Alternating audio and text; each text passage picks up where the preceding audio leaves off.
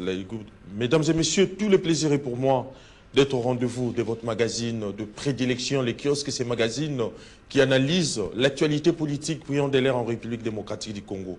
Je sais que vous êtes très nombreux en train de suivre votre magazine de prédilection qui vous édifie et vous aide à efflairer le problème du Congo en vue de vous déterminer pour des changements profonds et constructifs. Crise dans l'Est de la République démocratique du Congo, les groupes de facilitateurs appelés à proposer des mesures urgentes pour désamorcer la crise en vue de leur examen lors du sommet des chefs d'État et des gouvernements de l'Union africaine prévu en février, sommet qui consacrera la désignation du président Évariste Ndayishimiye du Burundi à la tête de l'Union africaine en succession de Joao Lourenço, président de l'Angola. Peut-on parler d'une bonne nouvelle pour la République démocratique du Congo en vue de résorber cette crise sécuritaire dans la partie est de la République démocratique du Congo? Tentative de réponse dans votre émission. Et puis les conseils de paix et de sécurité de l'Union africaine exigent le retrait immédiat et total de l'FC M23 à Uvira et dans toutes les zones occupées dans l'est de la République démocratique du Congo. La réunion du Conseil des paix intervient dans les contextes où, malgré l'implication du président américain Donald Trump par l'entérinement des accords par Félix Tshisekedi Tshilombo, président de la République démocratique du Congo, et Paul Kagame, président du Rwanda, la situation sur les terrains peine à s'améliorer. La question que l'on doit se poser ici, de toutes nos lèvres, est celle de savoir si Kinshasa et Kigali ne parviennent pas toujours à parler le même langage. Cet appel serait-il respecté? Nous allons donc analyser toute cette question au cours de cette émission kiosque. Et puis Moïndo Nzangi déclenche l'apocalypse. La République démocratique du Congo a perdu la guerre de l'information. Kalemi serait déjà tombé sous sans la déclaration plutôt des Américains. Mais la question que l'on doit se poser ici est celle de savoir, Moïndo Nzangi a piétiné les ordres stricts de Félix Antoine Tshisekedi Tshilombo, président de la République démocratique du Congo, ici, issu plutôt de la 73e réunion du Conseil des ministres exigeant une concertation préalable pour toute sortie publique par un officiel. Et puis, pour terminer, c'est aujourd'hui que la Zambie va donc organiser une réunion d'urgence des ministres de la Défense et des chefs d'état-major de la région des Grands Lacs du 8 au 10 janvier dans le but de trouver des réponses militaires et sécuritaires à l'escalade des conflits dans la partie est de la République démocratique du Congo. Voilà toutes ces questions qui vont être analysées et débattues au cours de votre émission de prédilection kiosque avec nos invités. Confiance Kawete, vous êtes les bienvenus sur kiosque. Merci cher Eddy. Je dirais que c'est un retour. Ça fait un bon moment. Oui. Je ne recevais plus les invitations de la part de kiosque. Kiosque m'avait isolé pratiquement. Aujourd'hui, je suis ici de mon retour. Une coïncidence, c'est que mon estimé Poponjoli, je pense, la dernière fois que je suis passé par ici, nous étions avec lui. Mais seulement que lui, il était là où moi je suis et moi j'étais de l'autre côté. Donc c'est une coïncidence. Je lui présente également mes voeux le meilleur, à vous aussi.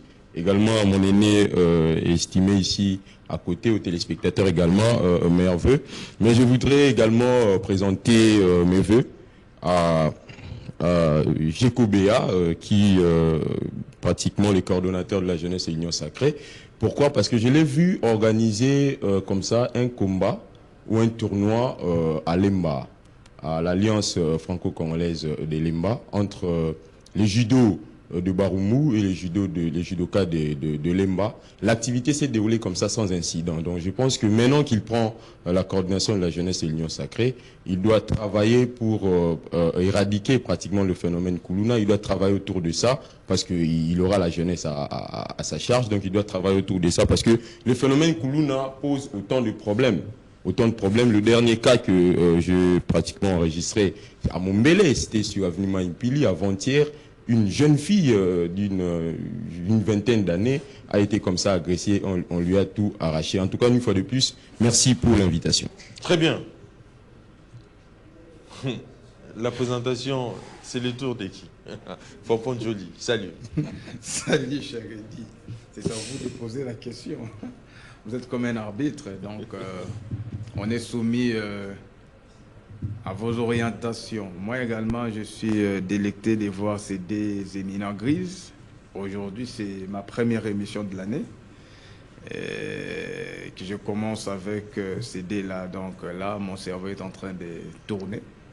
Je sais que ça sera un débat hautement scientifique et pédagogique. Je salue, je présente le vœu le meilleur à tout le monde ici, ainsi qu'à nos techniciens.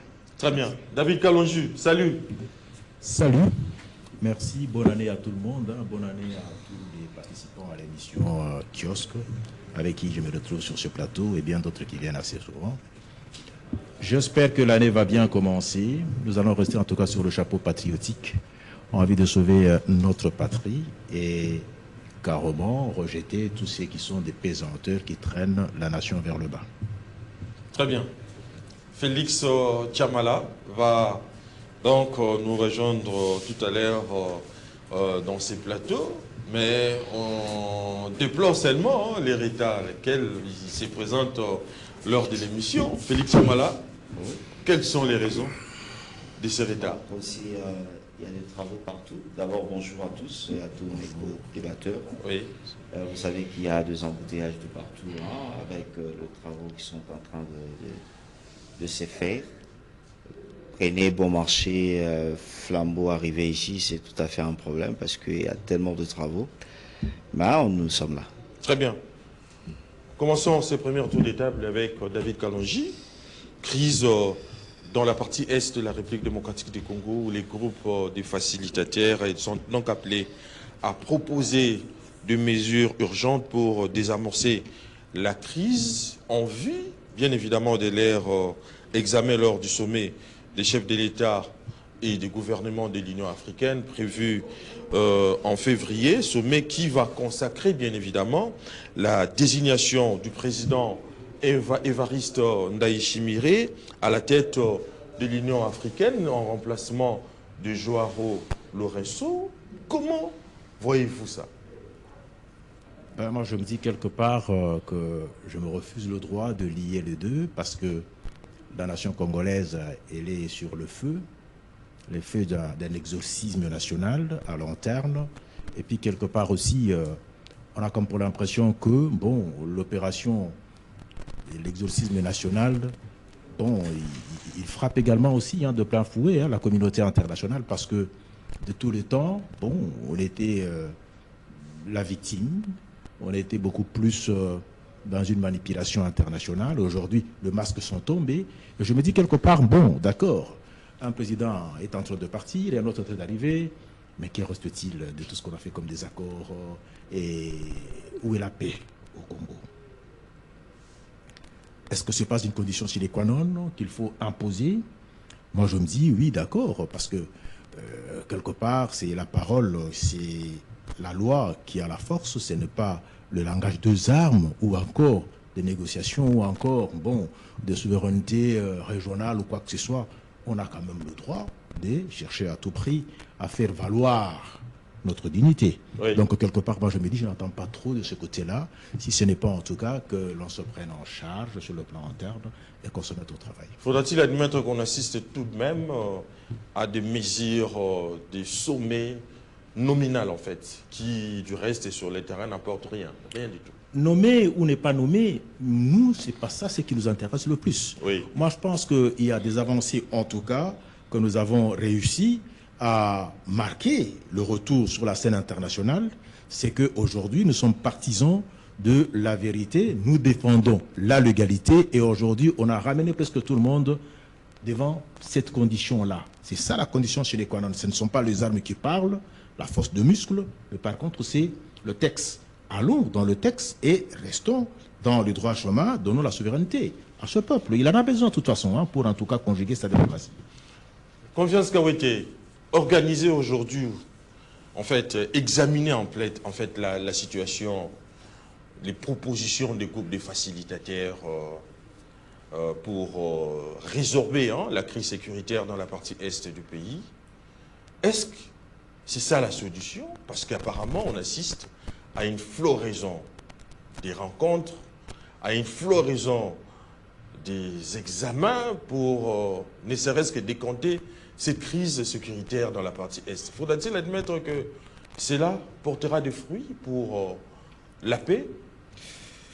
Estimé, je pense que moi déjà depuis un certain temps, un bon moment, je ne fais plus confiance à la communauté internationale.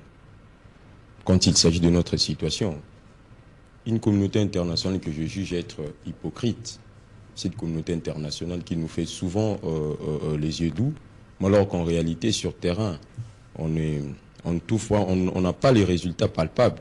Où c'est qu'on veut? Qu'est-ce que nous on veut? Nous on veut la paix. C'est tout ce qu'on veut. Ça fait près de 3 décennies depuis que les sangs ne cessent d'écouler dans notre pays, les sangs ne cessent d'écouler chez nous, dans notre maison, dans la partie est pratiquement de notre pays. Mais la paix traîne toujours à venir. Maintenant, moi je dis toujours, s'il faut seulement prendre en termes de discours, en République démocratique du Congo, il y a déjà une paix durable, en termes de discours. Mais sur terrain, cette communauté internationale ne nous accompagne pas. On a vu les troupes de la SADC ici. Nous tous, nous avons salué en son temps les troupes de la SADC quand elles devaient venir pratiquement pour nous aider à retrouver cette paix, pour nous aider à résister et à chasser l'ennemi de notre territoire. Mais qui doit apporter la paix? La communauté internationale ou la République démocratique du Congo? À un certain moment, la question que je me pose est celle de savoir comment des Congolais peuvent-ils devenir de traîtres. Des Congolais, oui. Des natifs Congolais, un Congolais tel que nous sommes là, tous nous sommes des Congolais. Mais comment un Congolais peut-il devenir traître? Tuer ses propres frères. À cause de quoi? À cause seulement de l'argent. Allusion faite à qui? À ceux qui ont pris les armes. Corneille Nangaa, Bertrand Bisimwa. Il y a une manière républicaine, une manière pacifique de faire l'opposition si vous n'êtes pas d'accord. Mais prendre les armes pour tuer ses propres frères, en tout cas là, moi je ne supporte pas. Imaginez tel que nous sommes là, votre maman est à l'Est et vous apprenez qu'on les tue. Les rebelles l'ont tué. Je ne sais pas dans quel état vous serez. Oui. Donc vous avez pris des armes pour tuer vos propres frères, là je ne suis pas d'accord. Quelles que soient les revendications, quelles que soient les raisons que vous revendiquez, les raisons peuvent être fondées, oui. Mais prendre les armes pour tuer ses propres frères, là, moi je ne pense pas. Et déjà, je n'entends rien de cette communauté internationale. Pourquoi? Parce que ça fait près de 3 décennies, on a écouté des discours, des beaux discours, on a vu des troupes venir, mais ça n'a pas apporté la paix. Donc voilà pourquoi je reste pessimiste sur toutes ces résolutions. Très bien. Félix Chamala, en fait, Pompon Joly, je reviens à vous. Evans Ndayishimiye va bientôt prendre la tête de l'Union africaine. Evans Ndayishimiye qui est d'ailleurs en bonne relation avec le pays, le président de la République, mais également le pays, la République démocratique du Congo. Et lui aussi, de son côté, se bat de bec-ongle pour, ne serait-ce que, même sur le plan militaire, pour solutionner cette problématique de la crise dans cette partie du pays. Peut-on parler d'une bonne nouvelle, Pompon Joly? Bon, je pense non, parce que en réalité, la vie internationale, c'est les reflets de la politique interne. C'est ça. Alors que vous voyez, même lorsque nous avons signé l'accord de paix avec Washington, il y a quand même des exigences sur le plan international. Ces exigences sont connues, c'est la bonne gouvernance. Donc on peut bien gérer cette grande structure africaine, mais lorsque sur le plan interne, il y a une adéquation, il y a des quiproquos, il y a des malentendus, vous serez fragilisé. Parce que si on doit être délecté par cette nouvelle, mais nous on a à gérer ça il y a 4 ans ou 5 ans passés. Le président Tshisekedi était le numéro 1 de l'Union africaine. Qu'est-ce qui a changé au niveau de la RDC? Question mark, n'est-ce pas? Donc, En réalité, ce qui est plus important, c'est la bonne gouvernance. Ce qui fragilise même le tissu économique, tout comme politique, même l'intégrité territoriale, c'est la bonne gouvernance. Parce que lorsque vous signez avec des pays comme les États-Unis, il y a une imposition en amont par les États-Unis. C'est-à-dire que, ok, d'accord, il y a l'accord des pays, voilà les principes, mais il y a un principe sacro-saint qui est la bonne gouvernance. C'est ça. Donc, lorsqu'on parle de la bonne gouvernance, on fait allusion au bien-être. Alors, lorsqu'on parle de bien-être, il y a 5 points qu'il faut connaître. C'est-à-dire que la mobilité, le logement social, c'est pas qu'on vous construit des chambres salon ici à la Gambie, on vous dit par mois c'est 4 000, 5 000 $ les mois. Des chambres salon, sachant qu'un sac de ciment c'est à 10 $. Ailleurs, en Égypte, c'est 1 $, 2 $. Ben, c'est-à-dire que ce sont des choses auxquelles nous devrions comprendre comment régenter cette vie internationale. Alors, le jeu des mots d'Aïchimi, ses yeux sont rivés vers l'intégrité territoriale de son pays. Alors, s'il combat aux côtés de la RDC, c'est pour d'abord la survie de son pays. Parce que nous sommes frontaliers. Nous sommes des pays frontaliers. Vous voyez? Donc, il s'est dit, si ça bouillonne au niveau de la RDC, ça va impacter du côté. Parce que Uvira et Shindaishimi, il n'y a qu'un pas. Vous voyez? Il n'y a qu'un pas. Donc l'État est ici interpellé. Non, c'est-à-dire que si Ndaïchimi prend le pouvoir, oui. Angola a pris le pouvoir, qu'est-ce qui a changé en RDC? C'est à vous d'implémenter une bonne politique. Vous voyez? Parce que, vous voyez tout ce qui s'arrive ici au Congo, parce qu'il y a une adéquation entre une action publique de l'État et des belles paroles de la population. Toute action publique de l'État rime avec des belles paroles de sa population. Lorsqu'il y a une adéquation, il y a des crises, il y a des poches de résistance. Donc, on doit se poser des questions. Que faire pour endiguer la crise?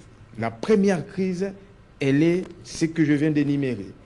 D'ailleurs, il y a un penseur qui a dit, je crois que c'est Saint-Augustin, il a dit la paix, c'est l'ordre dans la tranquillité. C'est-à-dire, quelqu'un qui n'a pas mangé n'a pas d'épée. Quelqu'un qui manque une chemise n'a pas d'épée. On m'invite dans une émission, les matins, je n'ai pas une chemise pour mettre sous mon corps plutôt. Je n'aurai pas d'épée. Et j'ai la chemise, mais il n'y a pas de mobilité. Je n'aurai pas d'épée. Vous voyez?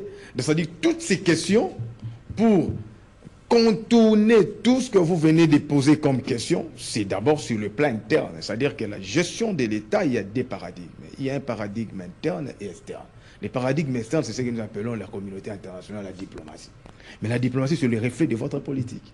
Parce que lorsque nous partons pour débattre, même CIGL, nous venons avec nos déshydratats discuter, débattre chez nous. C'est comme la CAN. Lorsque nous jouons la CAN, l'RDC vient avec son football, l'Algérie vient avec son football. Mais il y a un cadre qui est la CAN. On ne joue pas le football algérien plutôt, on ne joue pas le football nigérien, on joue le football congolais pour avoir la coupe. Malheureusement, on n'a pas eu cette chance-là. Donc, ce n'est pas en allant vers une organisation internationale pour dire que non, moi je vais jouer le football algérien pour prendre la coupe. Non, non, c'est-à-dire que ici d'abord, il faudrait poser des bonnes questions. Des bonnes questions, comment on gère un État. Mais pourquoi on gère un État? Mais vous ne voyez pas que cela aussi remet sur la sellette cette question, hein? Comment la République démocratique du Congo a su gérer sa paix sociale? Vous ne voyez pas que la réponse à cette question permettra de connaître, voire même la régression du pays depuis son accession à sa souveraineté nationale et internationale jusqu'à ces jours? C'est-à-dire que je réponds à votre question d'une autre manière. Oui. On a connu plusieurs agressions. Moi, je parle de ça d'une agression. Même AFDEL, M23, XCD, machin, ce sont des agressions. Mais regardez, le discours utilisé par les agresseurs, c'est quoi? La bonne gouvernance, la démocratie. Je ne sais pas comment est définie la démocratie, parce que moi, selon moi, la démocratie, c'est un mode de gestion d'un pays. Ce n'est pas l'alternance, la démocratie. Oui. Mais c'est selon eux, la démocratie, c'est l'alternance, seulement. C'est l'un des points. C'est quoi? Donc, ça dit, tout ce que les agresseurs utilisent comme narratif, on peut prendre ça pour travailler sur le plan interne. Est-ce qu'ici, on respecte la démocratie? Est-ce qu'ici, il y a une bonne gouvernance? Est-ce qu'ici, vu le déshydratat ou le discours injecté par ces agresseurs-là? Alors, il faut, vous savez, nous sommes le fruit de nos ennemis. Moi, je fais des sciences politiques. Des G1 en LD, les professeurs nous disaient toujours, petit, il faut aimer il faut aimer le conflit. Si vous n'avez pas un ennemi, il faut créer un ennemi. Même Dieu a créé Satan. Oh. Parce que lorsque vous avez un ennemi... C'est parce qu'on porte un intérêt soudain ou comment? Non, non. Lorsque vous avez un ennemi, Oui. il va commencer à dire des défauts que toi, tu ignores chez toi. Et si il continue avec cet élan-là, si tu es sage et intelligent, tu dois changer par rapport à ces critiques. Oui. Mais lorsque tu n'as pas des ennemis, tu es dans un milieu où tout le monde t'évasionne, tout le monde parle bien de toi, donc ça s'appelle la zone de confort, au risque avancé. Mais lorsque tu as un ennemi, il peut t'aider. Tant moi, parce que demain je vais me faire inscrire. Oui. Vous voyez déjà? Oui. C'est-à-dire l'ennemi joue un grand rôle. Alors nos ennemis, ce sont nos agresseurs. C'est le Rwanda. Il utilise quel narratif? La bonne gouvernance. Il n'y a pas de démocratie. Là, moi, c'est un point, c'est entre parenthèses. Il n'y a pas. Parce que si il doit caricaturer la démocratie avec l'alternance, alors qu'on a besoin de l'alternative, moi, je pense que l'alternance au Rwanda n'existe pas. Parce que le monsieur qui nous a combattu de l'AFDEL à 1.23 et 1.23D, c'est la même personne. Alors chez nous, on avait Mobutu, on a Kabila les pères, on a Kabila les fils, on a Tshisekedi aujourd'hui. Alors là-bas, il n'y a pas d'alternance. Nous cherchons l'alternative. C'est quoi l'alternative? C'est la bonne gouvernance, c'est l'emploi, c'est l'électricité. Alors que nous avons un barrage qui est le numéro 2 au monde après la Chine, nous manquons les courants. Donc ce sont des questions que nous devons poser pour renfermer, pour bien développer les Congos. S'il y a un développement, papa, la rébellion ou l'agression n'existera plus. Très bien.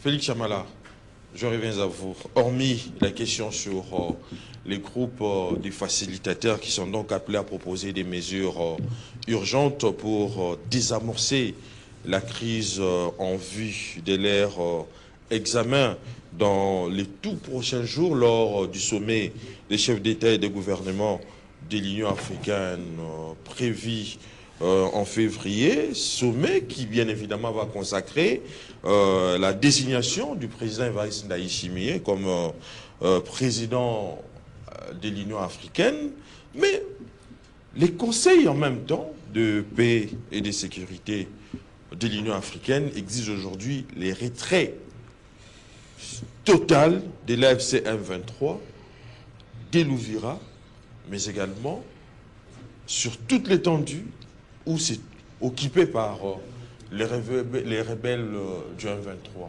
Comment interprétez-vous ces problèmes? Bon, je pense que, je l'ai toujours dit, on ne tue pas au Rwanda, on tue en République démocratique du Congo. Et lorsque nous sommes confrontés avec des situations qui n'arrivent pas à se terminer, est-ce que nous devrions toujours faire confiance à l'international, aux accords que nous signons à l'extérieur? Moi, je pense un peu que c'est de trop. Oui. Parce que depuis qu'on a commencé cette situation dans la partie est de la RDC, il y a toujours des mesures qu'on prenne. Il y a des retraits, qu'on nous parle de retraits. On nous parle des sanctions. On nous parle de... C'est-à-dire, il y a un peu trop de mots qu'on utilise. Justement, je ne sais pas. Pour y arriver où? Prenons juste le cas de le rebelle à Ouvira, qui occupe Ouvira. Ouvira est attaqué. Il y a une lettre où je ne sais pas comment les autres ont signifié l'appel qui venait des États-Unis, justement en demandant le rebelle, l'AFC M23, de se retirer d'Ouvira.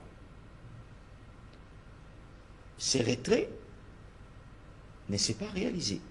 Ils n'ont pas fait un retrait total. Justement, pourquoi? Parce que on ne sait pas à quel jeu la communauté internationale et les autres pays jouent-ils sur la question sécuritaire dans la partie est de la RDC. Parce que le problème y est, on connaît que c'est le Rwanda de Paul Kagame qui attaque la République démocratique du Congo. C'est partout. Quand vous partez dans des conseils des Nations Unies, lorsque vous partez dans des grandes réunions africaines, que ce soit même internationales, vous constatez que c'est tout le monde, au moins, qui connaît aujourd'hui que le Rwanda attaque la République démocratique du Congo. Il y a l'armée rwandaise sur notre sol. Plus de 3 000 à 5 000 militaires sur notre sol. Alors, malgré tout ce qu'on pourrait aller, accord de paix États-Unis, parler de Doha, aujourd'hui je vois encore, il faut trouver des mécanismes, ainsi de suite. Mais on continue de tuer. Qu'est-ce qu'on veut encore qu'on puisse faire preuve à la face du monde? Ou bien on devrait encore faire d'autres enquêtes pour savoir qui tue en RDC? Mais Félix Chamala, un constat amer se dégage en fait. Malgré l'implication des États-Unis d'Amérique, on constate que la situation peine à s'améliorer sur les terrains. Faudrait-il admettre que les États-Unis aussi est complice, sans pour autant nous le dire en fait? Bon, vous devrez savoir très bien, on l'a toujours dit, le Rwanda a comparé les États-Unis. On ne les nie pas. Mais lorsque la situation est claire, dernièrement, quand il y a eu la récupération de Vira dans une réunion de sécurité à l'ONU, on a senti l'Amérique dire ouvertement que ce qui se passe en République démocratique du Congo, le Rwanda a, avec son armée sur terrain, qui sont en train de faire la guerre à la RDC. Est-ce que doit-on-nous revenir encore avec des explications? C'est là où maintenant j'interpelle à l'interne.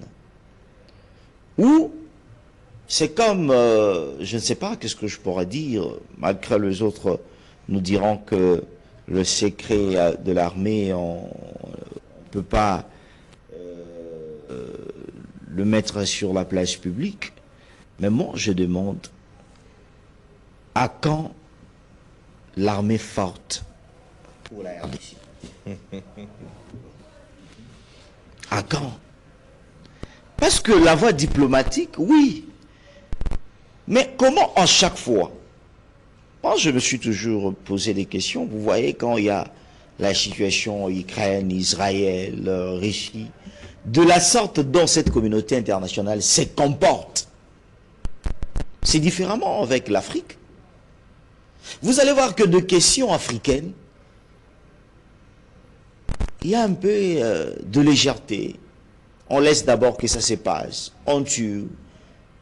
Et après, parce qu'on l'a toujours dit, la main qui est toujours tendue, c'est cette main qu'on exige encore beaucoup de choses. Oui. Est-ce que nous sommes aujourd'hui capables même de sécuriser nos territoires? Parce que quand vous prenez, parce que les gens comprennent seulement l'insécurité, c'est seulement dans la partie est de la République, je pars ici, vers Kinshasa, enfin fond ici, là on parle de Mombondo.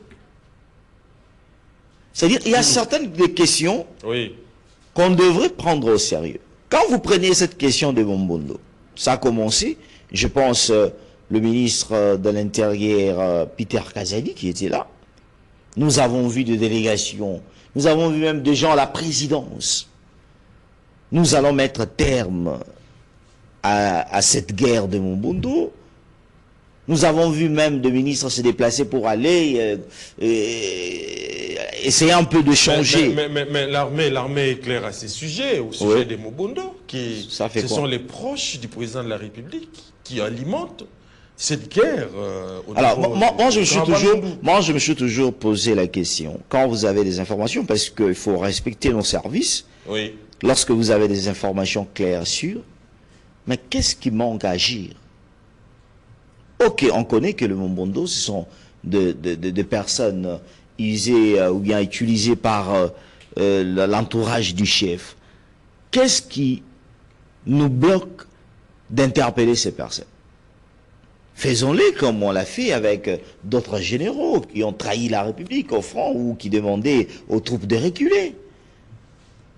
Alors comment ça va se passer? Pour cela, moi, je suis en train de dire, oui, à part cette voie diplomatique, mais quand est-ce qu'on aura l'armée forte pour la République démocratique du Congo? C'est ça ma question. Parce qu'on est resté comme dans le discours où on signe un accord aux États-Unis, le président de la République revient ici, des gens qui sont en train de festoyer, des gens qui sont en train... Lorsque vous êtes dans une nation où des gens croient que c'est un autre président d'une autre nation, comme Donald Trump, qui a appelé, si c'est Kagame, pour dire non, vous devrez quitter. Ça doit faire une honte. Et vous allez voir de politiques, des gens de certains partis politiques. Pour Maduro, on doit... Et justement, pour arriver, vous voyez comment, diplomatie foutie, Bomoni, Trump a Bengi. C'est-à-dire pour eux, la confiance est dans Trump. Non, Trump passera, il n'est pas éternel aux États-Unis. Nous, on devrait préparer notre guerre avec notre propre armée pour que malgré l'aide de la communauté internationale, mais que nous-mêmes, en tant que République démocratique du Congo, que nous soyons capables d'assumer nos responsabilités. Très bien. David Kalonji. Merci. Lusaka, non, je dois vous relancer en fait. Sois calme. Lusaka organise aujourd'hui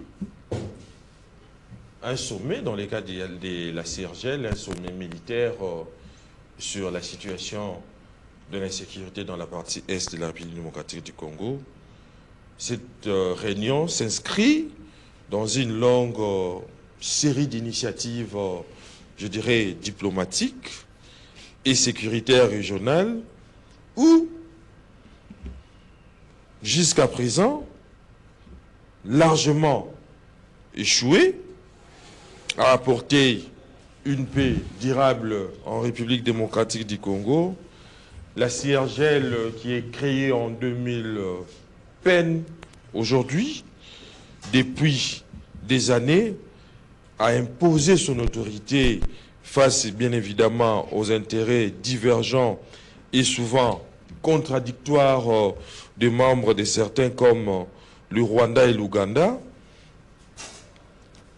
Est-ce que cette réunion a-t-elle sa raison d'être? Merci pour la question. Je préfère répondre à cette question, Oui. tout en apportant aussi la réponse aux deux intervenants tout à l'heure. Très bien.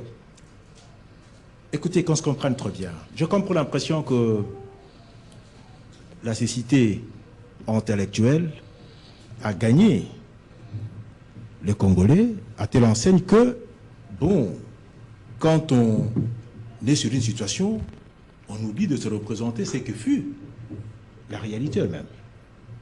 C'est quoi la réalité selon La réalité, c'est celle-ci. Oui. Est-ce qu'aujourd'hui, ceux qui interviennent se représentent que nous sommes dans une logique où on a coupé la poire en deux? Nous étions partis de l'Afrique centrale pour régler la crise congolaise. On n'a pas pu parce que le prétendu juge se retrouvait être du côté du Rwanda, il pillait le Congo. Et il pille. Cette histoire de dire relations diplomatiques, relations internationales, bon, l'armée ou quoi que ce soit. Non, ça c'est bluffer les gens tout simplement.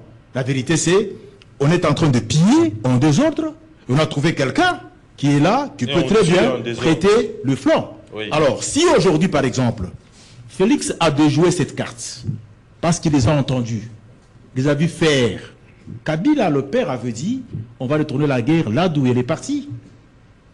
Quelqu'un a semblé dire tout à l'heure que, n'oubliez pas que les Américains sont des alliés de ces gens-là qui pillent. Nous, ce qui nous intéresse le plus, c'est quoi? On en sort bon. Parce que, sur le plan de texte, on a été sincère. Aujourd'hui, on se fait parler. Le texte, c'est-à-dire la Charte des Nations Unies, la charte de l'Union africaine et la constitution congolaise. Mais sur le terrain, la situation peine à s'améliorer. Écoute, laisse-moi t'en parler. Laisse-moi t'en parler. Je veux bien. Oui. C'est une récupération en aval parce que tout simplement, Félix a joué de la diplomatie. C'est que, par exemple, le régime précédent avait donné gratuitement aux pilleurs pour justement asseoir leur pouvoir. Il a récupéré avec le pouvoir populaire parce qu'il faut la paix. Il est allé auprès de leur maître à penser pour donner cela dans l'esprit des accords ouvertement, officiellement, mais comme pour dire je veux la paix. Prenez ce que vous pouvez, mais je veux la paix. On n'a pas été signer les accords dans une clandestinité quelconque. Et maintenant, les récupérateurs, c'est justement l'Union africaine. La cabale est partie de l'Union africaine, de ce pays qui sont les pays limitrophes, parce qu'ils s'étaient entendus pour renverser Mobutu et entrer comme de petits charognards qui sont en train de piller. Donc, des pays voyous, qui sont en dehors justement de textes. C'est trop fort. Hein? Non, mais c'est le terme qui convient. Fort ou pas fort, attendez un tout petit peu. Oui. Faudra-t-il aujourd'hui qu'on cite les noms, qu'on précise la nature de la crise, ou bien alors on joue avec les mots? Parce que le jeu auquel ils jouent, c'est le jeu des aventuriers, c'est le jeu des bandits. Il n'y a pas un autre mot. Y a-t-il aujourd'hui le texte qui nous régisse? Oui. Dans l'Organisation des Nations Unies. Y a-t-il la Charte des Nations Unies et la Charte des Nations Unies et la Charte de l'Union africaine? Dans toutes les chartes, on met en évidence la souveraineté d'un État. Oui. Et aujourd'hui, on a signé au nom de la souveraineté. On a demandé qu'ils partent. Qu'est-ce qui précède dans la pensée elle-même, s'il faut élever la pensée? C'est la parole, la loi qui dirige, ou bien c'est la force de muscle, c'est les armes. Parce que la raison, elle est chez nous. Pourquoi ces gens restent là en train de piller? Mais c'est parce que justement, il faut se retrouver que dans cette organisation... Mais cela n'empêche pas qu'on puisse s'organiser. Écoutez, ça à paye. l'interne, en fait. Non, ça paye. Oui. Qu'on puisse s'organiser. Nous sommes dans le gouffre, on a déjà déstabilisé notre armée. Et on est en train de s'organiser.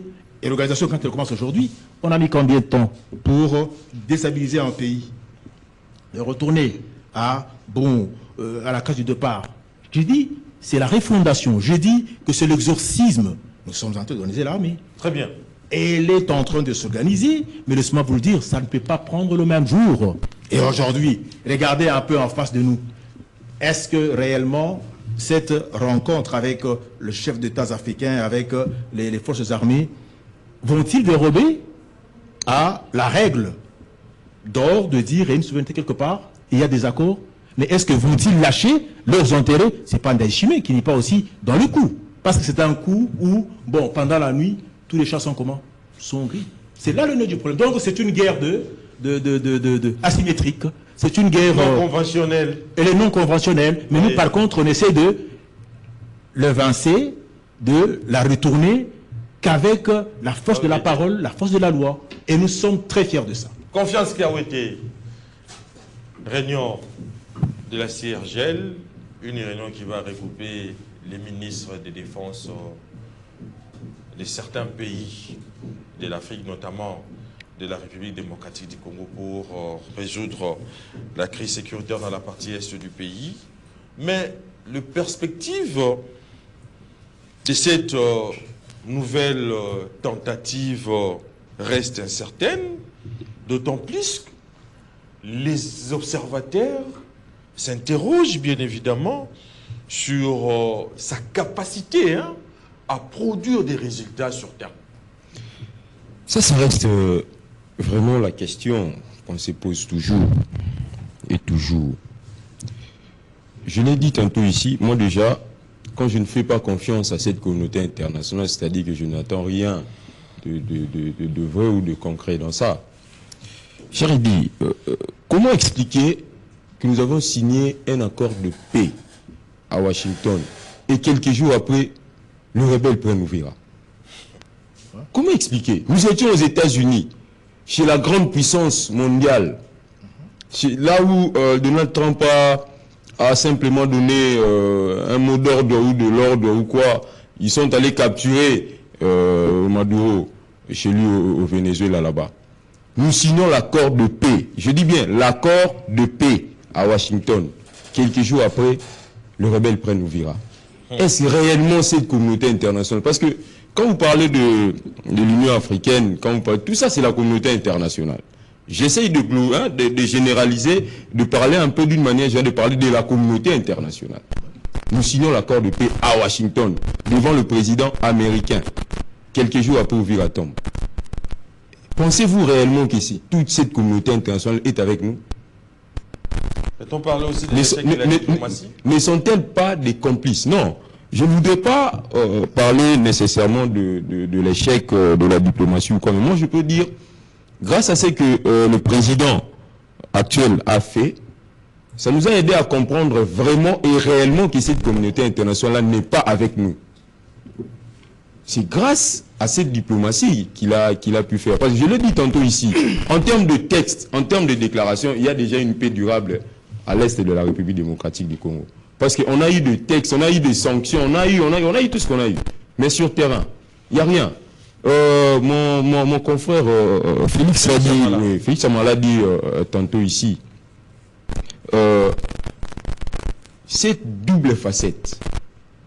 Quand il s'agit de l'Ukraine, nous voyons comment la communauté internationale intervient quand il s'agit de l'Ukraine. Alors que l'Ukraine ne date pas de si longtemps. Mais quand il s'agit de la République démocratique du Congo, ça se limite au niveau du texte. Dans la politique des 2 poids 2 mesures. 2 poids 2 mesures. Oui. Une chose encore. Il y a eu, je ne sais pas si c'est un appel, si c'était comment, des États-Unis qui ont exigé le retrait d'un 23 à Uvira. Mais ça aussi, c'est une mise en scène. C'est une mise en scène. Quand vous parlez avec les gens qui sont sur place à Uvira, ils vous disent que les 23 sont là. Mais comment cette double fait, cette hypocrisie-là? Moi, c'est ça qui me fait mal. Mais une chose encore, ni améliore à l'idée sous, les arabes n'arrêtent à l'idée sous. Une chose encore, au lieu que nous, en interne, nous, Congolais, nous puissions être unis, nous puissions faire preuve de l'unité pour faire face à l'ennemi, parce que nous avons tous ces pays-là sont contre nous. Il faut un dialogue. Alors nous, à l'interne, on devait être unis. Un dialogue. À l'interne, vous trouverez les Congolais qui trahissent pour aller tuer leurs propres frères. Moi, c'est ça qui me fait mal. Daniel Safoua. C'est ça qui me fait mal. Vous tuez vos propres frères. Vous violez vos propres mamans. Vous violez vos propres soeurs, vos propres enfants. Je ne sais pas, est-ce que vous avez toujours le cœur que nous autres nous avons? Ça fait très mal. Très bien. Cette situation. Pompon Joly, réunion de la CIRGL. Au-delà des déclarations de bonnes intentions, en fait, pour endiguer la crise sécuritaire dans la partie est de la République démocratique du Congo, mais l'enjeu immédiat est de savoir si le parti, en particulier la République démocratique du Congo et le Rwanda, accepte aujourd'hui un cadre d'escalade contraignant. Vous ne voyez pas qu'il y aura bien évidemment un échec à Lusaka, et cet échec risquerait voire même de légitimer davantage l'option purement militaire et d'entériner la marginalisation des cadres des dialogues régionaux au profit d'interventions unilatérales, voulais-je dire, ou au recours accru de partenaires extérieurs comme les forces de la SADC, qui étaient déjà, et à qui on a connu bien évidemment l'échec, mais qui risquent encore de retourner pour chercher des miracles. Cher Eddy, je comprends mon ami, hein? C'est un Confiance journaliste. Je sais, je connais son nom. Et David Kalonji aussi. Hein? Je comprends, c'est un journaliste. Oui. Vous savez, on reconnaît les moines par son habit. Et dans chaque faculté que nous faisions, lorsqu'on essaie de narrer, les co-débatteurs peuvent décrypter, peuvent connaître que celle-là a fait cette filière. En politique, la question de cœur n'existe pas. La politique, c'est un monde d'intérêt. C'est comme si vous êtes dans une forêt, vous voulez interdire à un léopard de manger un gibier. Ça n'existe pas. Sa survie dépend de l'antilope. C'est à l'antilope d'utiliser une posture de prudence pour éviter qu'il ne puisse pas être mangé par les léopards. Il faut voir comment fonctionne la nature. Mettez ça sur les plans politiques, c'est comme ça. Les États-Unis que vous voulez vilipender aujourd'hui, avant que la nature de l'RDC change, qui était une association internationale du Congo, pour devenir État indépendant du Congo, ce même États-Unis qui a endigué la crise vers la partie du côté Bas-Congo central, il y avait des crises entre les puissances. C'est les États-Unis qui est venu pour taper la main, pour dire qu'on ne peut pas s'entretuer entre nous les puissances. Mais qu'est-ce qu'il attend maintenant pour... Le même États-Unis intervient toujours. En fait. L'Europe aujourd'hui, c'est le fruit des États-Unis. L'Europe a été construite par un plan Marshall avec la BID, la Banque internationale de reconstruction et de développement. Les États-Unis ont pompé les dollars. C'était pour rebâtir l'Europe en ruine. Pour rebâtir l'Europe. C'est toujours les États-Unis avec les plans Marshall. Oui. Et ces plans-là ont eu des conséquences en Afrique parce que l'Europe, c'était aussi les parrains des pays africains. Ce sont eux qui nous ont colonisés. Et ça, on a appelé ça des baby-boom. C'est-à-dire que même lorsque vous voyez le premier plan décennal de l'RDC, 58-60, plutôt 48-58, le premier plan de développement décennal, ces plans-là par les Belges qui a construit les 5 chefs-lieux et puis quelques communes, Dendal, Lemba, ainsi de suite. C'était à cause, c'est toujours le cheminement du dollar. C'est à vous maintenant d'implémenter une politique pour profiter de l'offre de paix. Ce n'est pas les États-Unis qui gèrent la politique congolaise. Les paradigmes internes. Nous avons un président qui est congolais, ce n'est pas un président américain. Nous avons un ministre de la Défense qui est congolais, ce n'est pas un américain. Même si vers les années 97, on a connu cette bêtise-là d'avoir un général d'armée qui était rwandais. Donc, l'institution, les 4 institutions sont gérées par des Congolais, pas par des Américains. C'est à eux de répondre aux besoins spécifiques. Mais avec les comportements... Alors parlons maintenant de la question. Avec les comportements voyous des États-Unis d'Amérique, où on a vu non. le ministre et le président vénézuélien être capturés. Non. Vous voyez c'est là aussi le banditisme et le voyouisme, c'est le monde de la politique. En République démocratique. Ce n'est pas un sangre de faire la politique. La politique, ce n'est pas un monde des pasteurs. C'est un monde de cerveau. Ce n'est pas un monde de cœur. Le cœur a ses raisons. Le cœur a un pitié. Le cerveau ne réfléchit quel est l'intérêt. Alors si tu réfléchis comme ça, tu ne peux pas faire la politique. Des grandes décisions passent en occulte. Quand vous voyez Tshisekedi porter une cravate, ce n'est pas un bel homme là qui agit dans l'occulte. Les décisions qu'ils prennent là, si on te montre, tu peux dire mais non, ça c'est un ennemi. On ne gère pas les politiques. Même Dieu a tué combien de fois? Tué combien de fois? Chaque jour on pleure de mort. Il pouvait arrêter. Pourquoi tu veux dire ça? Je te dis déjà. Comment retirer? On meurt chaque jour. C'est Dieu qui est à la base de ça? Ah mais c'est lui qui a régulé le monde comme ça. Il est inviolable. Alors, il y a un plan de la rédaction. Il est inviolable. Non, je ne peux. Il faut comprendre ma philosophie. Oui, même dans la philosophie, il est inviolable. Ici, on ne fait pas la politique. Parlons maintenant de Cerigel, la conférence internationale sur la région des Grands Lacs. La région des Grands Lacs, c'est composé de 12 pays. Lorsque vous regardez les 12 pays, il y a au moins 7 pays qui sont frontaliers avec les RDC. Et pourquoi on a créé cette conférence? C'est pour ce genre de problèmes. La crise, l'économie, la paix, ainsi de suite. Est-ce qu'il y a la paix dans la partie Grand Lac? Non. Nos problèmes de l'RDC sont des problèmes estampillés toujours dans cette partie-là. Alors, lorsqu'il y a maintenant une conférence, et nous avons délégué un ministre de la Défense, le ministre doit aller avec des bonnes questions. Voilà, moi je suis le ministre de la Défense. Depuis une belle irette, les Rwandais nous agressent. Le premier narratif utilisé par les Rwandais, sous la bénédiction de la communauté internationale, c'était l'ouverture des couloirs humanitaires. On a accepté. C'est déjà entendu. Mais c'est ça, ça continue. Papa, on ne peut pas attaquer en amont alors qu'en aval, il y a un problème. Et en aval, plutôt, en aval, pendant qu'en amont, il y a un problème. La cause, même un médecin avant de traiter un malade, il y a une procédure. La première procédure, c'est l'amnèse. Et cette question sur les plans politologiques, la première question posée, c'est l'identification des problèmes. Pourquoi on a les 1,23,3 ou 2?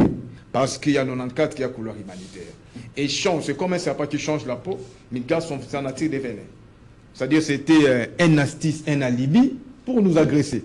Très bien. Alors, il faut utiliser et bien là, tout ça. Il y a des instruments, il y a des instruments, il y a plutôt comment? Des résolutions, oui. De 94 à 96, il y a d'abord les Zaïriens envoyé ses fils aux Nations Unies, donc c'était en Suisse, devant les secrétaires des Nations Unies, Guy Bistroff-Gali, qui était aussi un Africain. Et qui était parti, c'était la commission Vangou. Vangou a descendu la communauté internationale pour dire que tout ce que vous avez fait aux Zaïre, voilà la réponse. Le problème de la crise d'Isaïe, la question, la réponse, c'est le Rwanda. Et Gagali était abattu. Malheureusement, le secrétaire particulier de Gali, c'était un Rwandais. Il a déjoué les plans. Alors ça, ce n'est pas le cœur, c'est le cerveau. Il faut utiliser aussi le cerveau. Nous sommes dans un monde de fighters. Quand tu veux faire des sangos, va dans l'église. Quand tu veux faire la politique, agis-toi comme un politicien. Très bien. Félix Chamala, sommet de la CIRGL, un sommet militaire pour la crise dans l'Est de la République démocratique du Congo.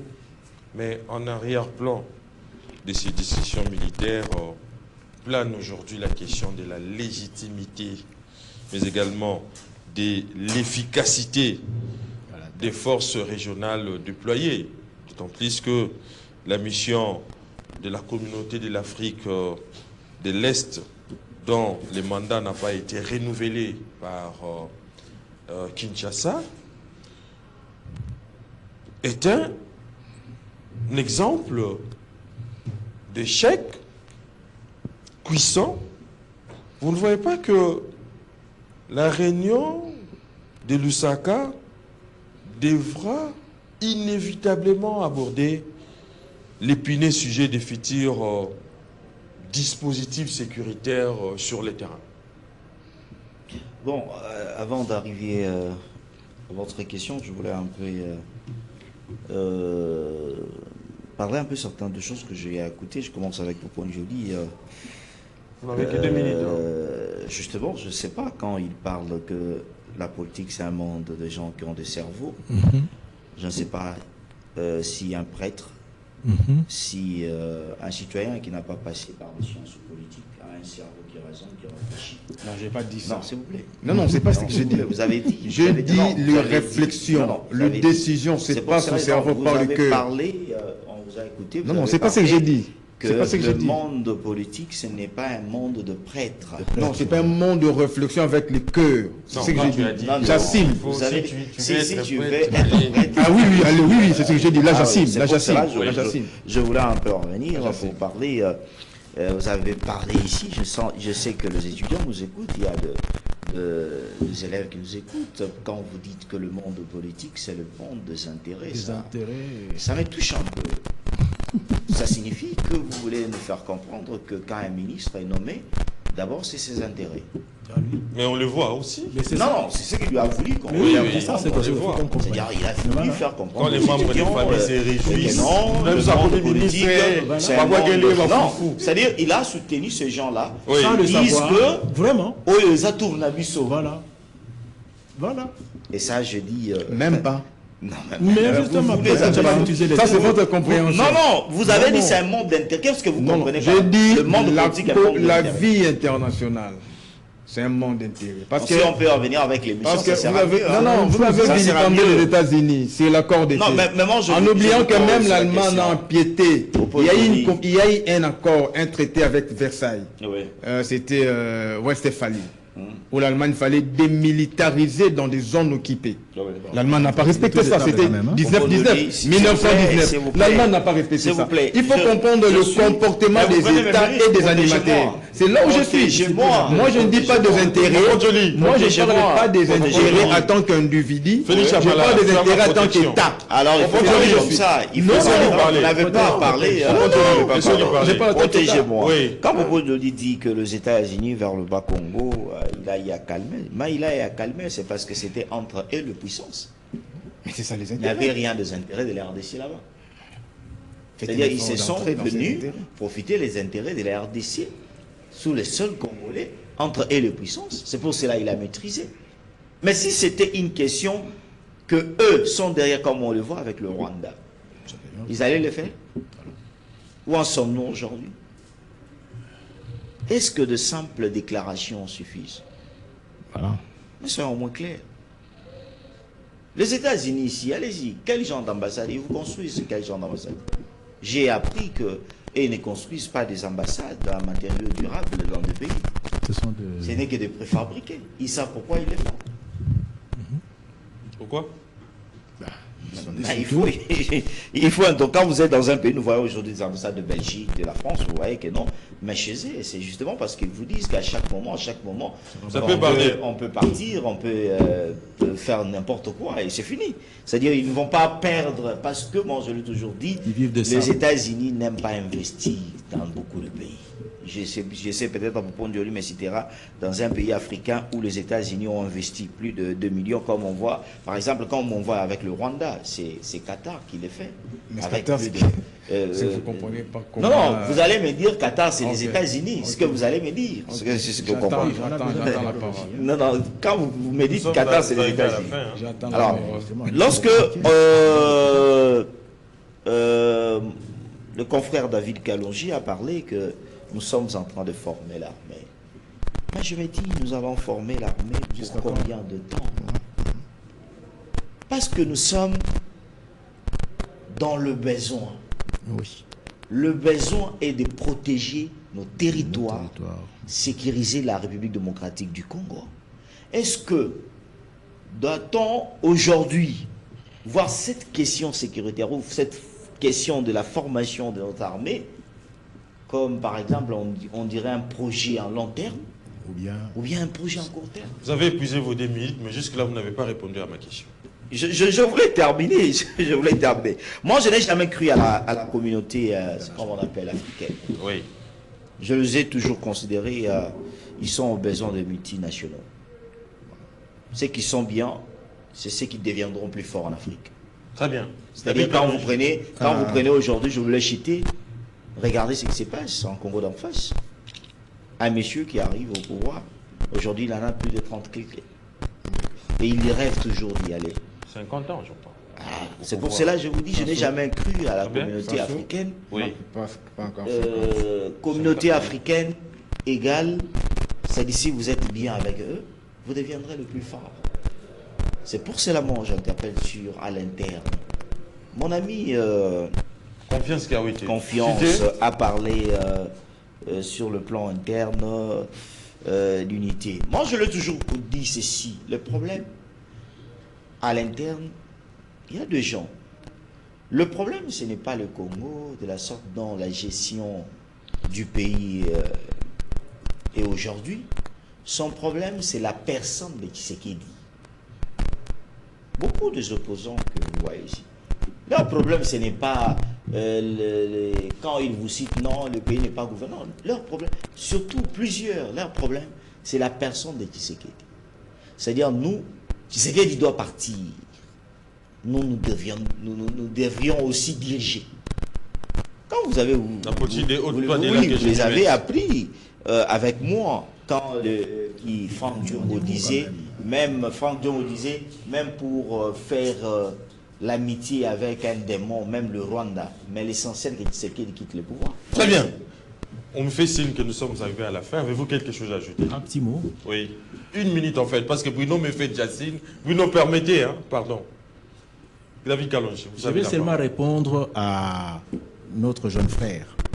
Tu sais, parfois, quand on veut dire les choses, il faut bien vraiment le respecter. Vous avez dit, c'est pas la politique, ce n'est pas l'affaire d'être prêtre. Mais alors, qu'est-ce que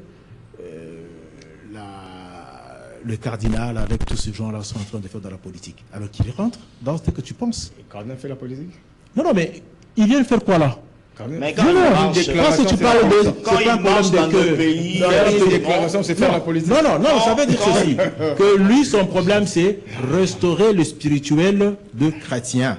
Et le pouvoir politique travaille sur le même chrétien qui sont des citoyens. Cardinaux ne font pas la politique. On parle de l'organisation de la cité. De la cité et tout ça là. Qu'est-ce qu'il veut faire? S'il vous plaît, de la chose publique de l'État est réservée à nos quatre institutions.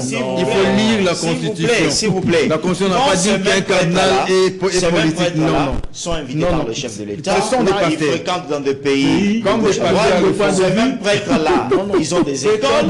pays ne fait pas de prêtre. Vous ne pouvez pas. En tout cas, c'est la fin. Aujourd'hui, Ne fait pas de c'est comme on dit, si vous vous éloignez de la politique, la politique va s'intéresser. Retire ces propos-là, sont des Nous sommes propos arrivés à la fin. Non, non, non. Chacun de nous, la politique s'intéresse. Je crois aussi que la vraie religion, c'est une religion qui est en dehors de toute politique. Donc, ce que font Même dans la religion, il y a la politique. nos évêques là, en tout cas, c'est inadmissible. Le pape, c'est un président. Le pape, c'est un président de la République. En tout cas, nous sommes arrivés à la fin, nous sommes arrivés à la fin, nous sommes arrivés à la fin, nous sommes arrivés à la fin. Nous sommes arrivés à la fin. Le pape, c'est un président. Nous sommes arrivés à la fin en tout cas. Je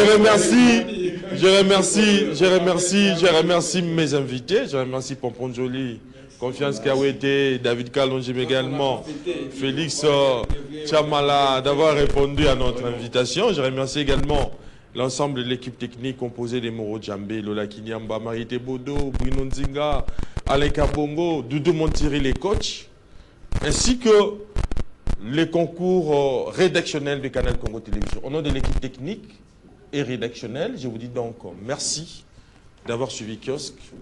Les prochains rendez-vous est donc plus pour la semaine prochaine. D'ici là, portez-vous bien. Et bonne suite des programmes sur Canal Congo Télévision. Ciao, ciao, bye.